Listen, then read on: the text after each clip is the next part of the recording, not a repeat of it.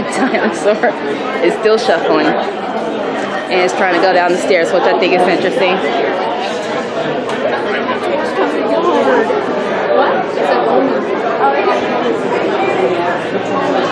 Stargate, which is always important.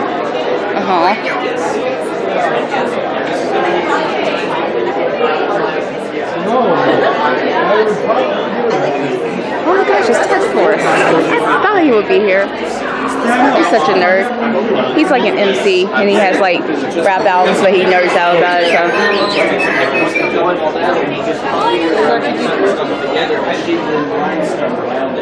Like actual tradition. Made up system. Oh, is this? Oh, yeah, that's the one you were geeking out about. Like, oh my god. Keep the cereal. Thank you.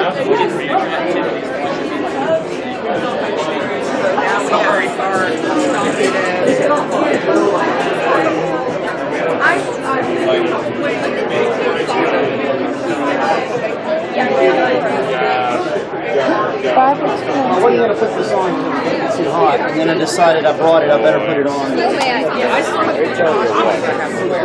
I'll see that tomorrow. I appreciate that.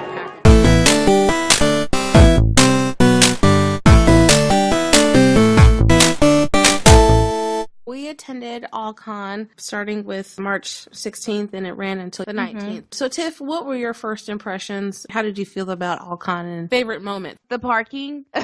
The parking was great because it's moved back to its original hotel at the Crown Plaza in Addison, where they've had it for like 9 out of the 10 plus years. Because originally it was at the Westin in Dallas, and that hotel apparently hates nerds, and so they weren't really inclined to take care of the con guests. So it's kind of nice to come back to some place that they already felt at home at. I think overall I liked the flow and how this year everything was on the first or second floors. You didn't have to go up to floor 20 something to get to a panel and stuff like that. Didn't have to worry about overcrowding. So I always liked AllCon because it's so much more intimate than most cons, especially if you're not wanting to be overwhelmed by a whole bunch of people or crowds like you would get at, a Dallas Comic Con. You only got to do the weekend where you got to go all 4 days. So what was your impression this year?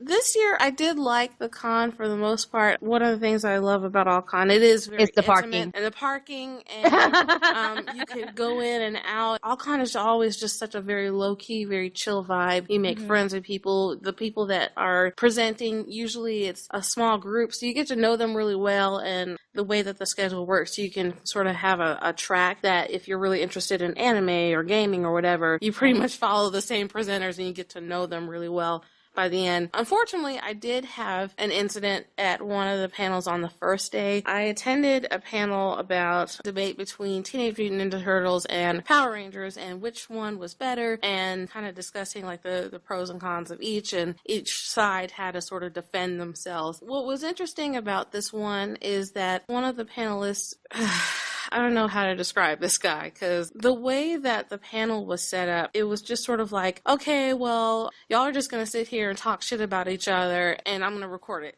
And that was pretty much it. And it wasn't until like people started going after like certain points where he started trying to create some boundaries or whatever. But this guy, unfortunately, he ended up saying the N-word in a panel. And, especially as a panelist, you are representing yourself as well as your organization or whatever. And also the con too, by extension, because they've allowed you to be here. And what happened was the topic had come up where he was acknowledging that both fandoms had come from racist origins and were taking steps to kind of alleviate those things. And we talked about the movies versus the shows and blah, blah, blah. The panelist member, he was saying a story or something and he blurted out the N-word all of a sudden. It was weird because anytime that I hear that and you're not a black person, there's a certain feeling that I'm just like, I'm stunned, but at the same time, I'm like, do I go off on this person and be the angry black person or contact the authorities? And what made it worse was the people in that room that were with me, they didn't say anything. They didn't call him out. They didn't say, hey, you shouldn't be using that word. And I had people that were literally about to like fist fight over Power Rangers versus Ninja Turtles. But the fact that something blatantly racist was said by someone who clearly was not black, they were silent. And that just ruined the rest of that day for me. It got to a point where I was like, you know what, I need to go home because I don't want to be around these people. And I certainly didn't want to be around that panelist who seemed to pretty much straight out the gate. And maybe it was that they were stunned too, but the panelist in particular, I remember him once he said the word, he kind of looked around like he was aware of what he did.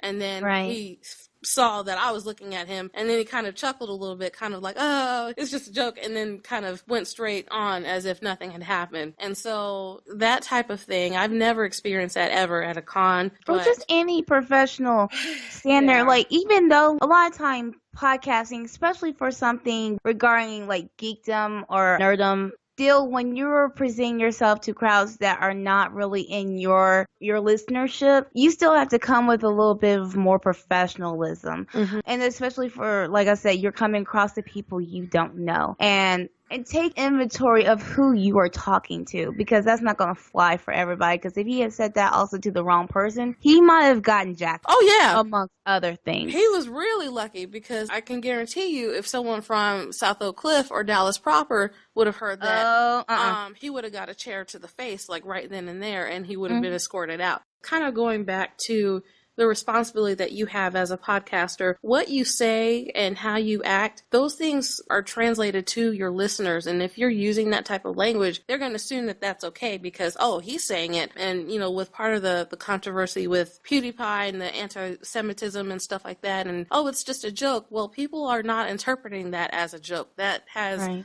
actual consequences on real people who are affected by that stuff. So this guy, I know that, you know, AllCon they really try to make the convention such a welcoming and open space for people of all walks of life, of all different interests. Even part of their marketing materials, they're like, if you see something that's a little bit off the wall in terms of like cosplay or whatever, just kind of ignore it. That's just their thing. But they're very explicit about harassment, consent, derogatory jokes, you know, racist slurs, stuff like that. And so this guy in particular, my problem was mainly with him because he came out the gate just starting shit. And this was not the first panel he did this at. Apparently, like another person we had actually sat in his acting class last year was also doing a panel with him too. And we had kind of heard this a little secondhand from another person who was attending several panels we had attended with Saturday. She had said how this dude was ragging, dogging him, and talking bad about him. So that's just what this dude is and what he's about. A lot of time in podcasts, you bring your personality.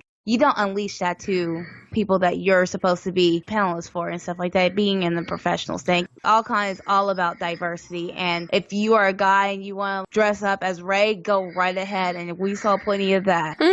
It's kind of disheartening when you see people who say or do things like that, because it not only makes the experience rough for those who want to experience something that makes them happy. And it seemed like from kind of his personality, from what I could gauge, like no one was exempt from this type of bullshit. Like his fellow panelists, even introducing themselves, he already started making racist jokes. His panelist buddy is Asian. He made a reference to that, and his friend was like, hey, stop doing that. That pisses me off. Knock it off. So it's not just this isolated incident. There's something within that dude that was a problem. And then later on, in the same panel that he said the N-word and had made these racist jokes, I was like, well, the best way to not acknowledge racism is to not acknowledge it at all. And again, the room was silent, like, what the hell's wrong with this dude? And you could tell, like, by the looks on their face that they knew something was off about this. So yeah, I went home and I played Overwatch and shot a lot of things, and that just made me feel a lot better. After that, I was able to kind of enjoy the rest in peace for the most part. But it was a shame because there was another panel that we were looking forward to attending about podcasting. But after that incident, I was like, no, we're not going to see him, or at least I won't, because yeah, that type of behavior is unacceptable. So we'll see if anything comes of that, but I'm hoping that there is some, not necessarily retribution, but I think that he should not be allowed to come back, because what he Scott did. Should. Yeah. Hi, Scott.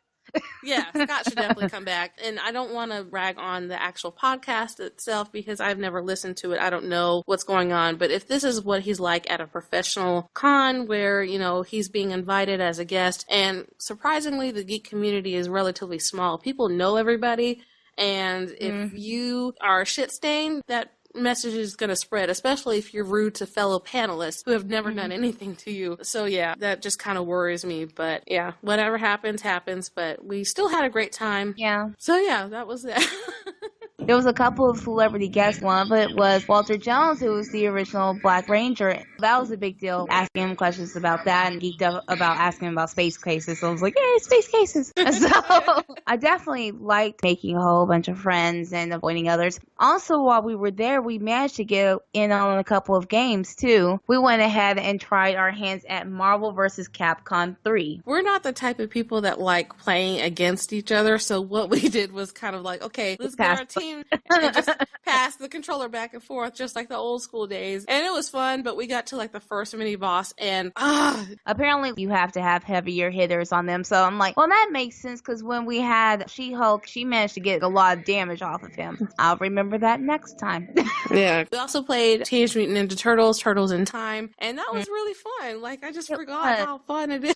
It's totally a Streets of Rage knockoff, but like, it's so clear, like, in terms of the backgrounds and stuff like that, but that was a lot of fun too. So, well, a lot easier than the first Turtles game, that's the bane of everyone's existence. But it was just great, just go and kick ass. So I'm like, I didn't mind that. And it was on one of the coolest systems we had ever seen, where someone had downloaded practically almost every Super Nintendo game in existence. Raspberry Pi, I think. Yeah. So it was really, really neat. It just looks like your 8-inch tablet. And also, we got to try Rocket League. Rocket League! Yeah. It was an interesting game because the very physics interesting of it. Of course, you know, trying to get a soccer ball around, and I did not realize how complicated that shit is. Just the physics. But I think the second game we tried to do, I felt like we did a lot better because we did hold up our end very, very well. It was very close the whole time. And we were starting to get the hang of it. All right, we got to play this some more.